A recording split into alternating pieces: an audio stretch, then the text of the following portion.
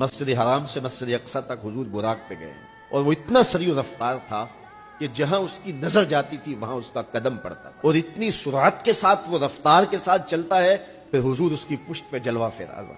ये 1000 किलोमीटर फी घंटे की रफ्तार से जहाज चले तो किसी में है हिम्मत कि उसकी नंगी पुश्त पे बैठ जाए? हवा की मुजाहमत ही गवारा न हो, पड़ख चढ़ जाए, आग लग जाए। और जो करोड़ों मील फी सेकंड की रफ्तार से जा रहा है, उसकी नंगी पुश्त पे बैठने वाले शाहसवार की अजमत को सलाम करने को जी नहीं चाह रहा।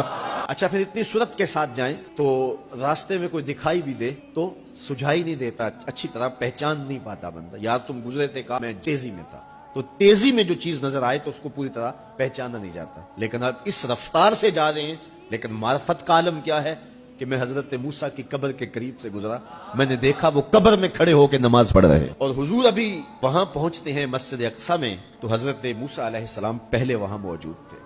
या तो ये मानना पड़ेगा कि यहां भी मौजूद थे, वहां भी मौजूद थे, और या फिर ये मानना पड़ेगा कि वो पहले चले गए। और अगर पहले चले गए तो फिर क्या वो मेरे हुजूर से पहले चले गए?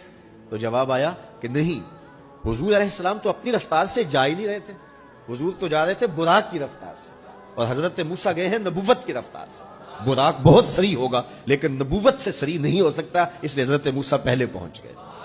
ये एक मरहला मुकम्मल हुआ। अब दूसरा मरहला मस्जिद अक्सा से लेकर पहले आसमान तक वो नूर की एक सीढ़ी थी और ये बुराक से भी ज्यादा सरी रफ्तार थी, ये दूसरा मरहला था। और फिर तीसरा मरहला पहले आसमान से लेकर के 7वें आसमान तक फरिश्तों के परों पे गए, 7वें आसमान से सिदरा तक जिब्रील अमीन के परों पे गए, ये चौथा मरहला था। और मरहला पहले मरहले से सरी था।